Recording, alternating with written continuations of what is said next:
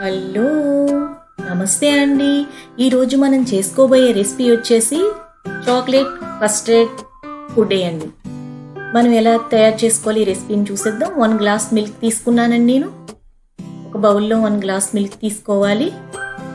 Next వచ్చేసి 1 pack biscuit pack తీసుకున్నానండి. నేను ఆ బిస్కెట్స్ ఏ అయితే ఉన్నాయో నేను హార్లిక్స్ తీసుకున్నాను. ఏ బిస్కెట్స్ అయినా పర్వాలేదు, మీకు ఇష్టం వచ్చిన బిస్కెట్స్ ఏ అయినా తీసుకోవచ్చు. బిస్కెట్స్ కూడా నేను ఈ మిల్క్లో యాడ్ చేసేస్తున్నానండి. 1 స్పూన్ వచ్చి కస్టర్డ్ పౌడర్ తీసుకున్నానండి. ఈ పౌడర్ వచ్చేసి నేను ఒక 1 స్పూన్ యాడ్ చేసేసాను దీంట్లోని.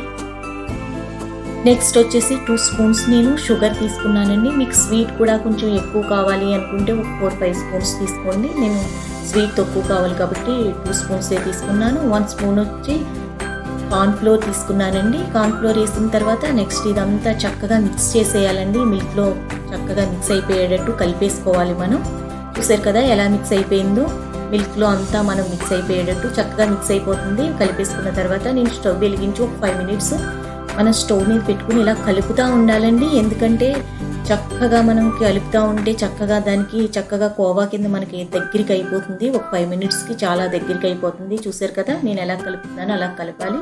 ఇంకో 5 మినిట్స్కి ఇలా చక్కగా అయిపోయిందండి. కోవా అయితే ఎలా అవుతుందో అలా చక్కగా మనకి అయిపోయింది. ఇది ఇప్పుడు ఫుడ్ మనకి రెడీ అయిపోయిందండి. చక్కగా నేను ఒక బాక్స్ తీసుకున్నానండి. ఆ బాక్స్లో కొంచెం నేను రాసేసుకున్నాను, నెయ్యి రాసుకున్నాను. ఎందుకంటే అది అంటుకోకుండా ఉంటుంది కాబట్టి చక్కగా దీన్ని అంతా కూడా చక్కగా తీసేసుకోవాలి. ఆ బాక్స్ అయితే ఏదైతే ఉందో దాంట్లోకి ఇది మొత్తం తీసేసుకోవాలి.